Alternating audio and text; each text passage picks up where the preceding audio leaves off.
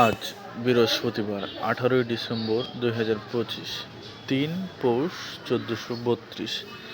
আমি এখন পড়ছি প্রথম আলোর সম্পাদকীয়। প্রধান উপদেষ্টার ভাষণ।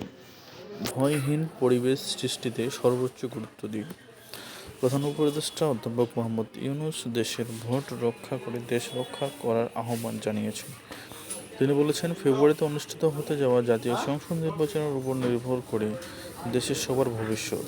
বিজয় দিবস উপলক্ষে মঙ্গলবার জাতির উদ্দেশ্যে দেওয়া ভাষণ বর্তমান রাজনৈতিক বাস্তবতা, দেশের নাগরিক ও রাজনৈতিক দলগুলোর প্রতি সুস্পষ্ট বার্তা বলেই আমরা মনে করি।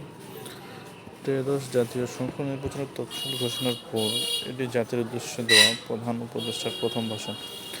খুব স্বাভাবিকভাবেই এটি শান্তিপূর্ণ উৎসব মুখর নির্বাচনের বিষয়টি তার বক্তব্যে গুরুত্ব পেয়েছে।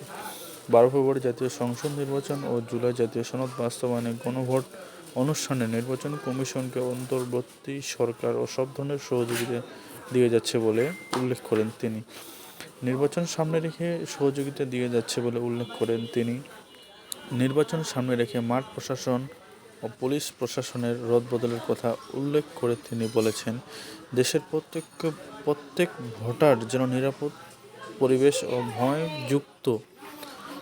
ভয়মুক্ত মনে করে ভোট দিতে পারেন, সেটাই সরকারের একমাত্র লক্ষ্য। তবে নিরাপদ ও ভয়মুক্ত নির্বাচনী পরিবেশ সৃষ্টি করতে হলে আইনশৃঙ্খলা পরিস্থিতির যেন দৃশ্যমান উন্নতির প্রয়োজন, যেখানে এখানে অনেকটা ঘাটতি রয়ে গেছে। নির্বাচনের তফসিল ঘোষণার পরদিন রাজধানীর পুরাতন পল্টনের সন্ত্রাসী বিরোধী জুলাই অভ্যুত্থানের মধ্য দিয়ে উঠে আসা তরুণ রাজনীতিবিদ ও ঢাকা 8 আসনের সম্ভাব্য প্রার্থী শরীফ ওসমান হাদীর গুরুতর আহতর ঘটনায় নাগরিক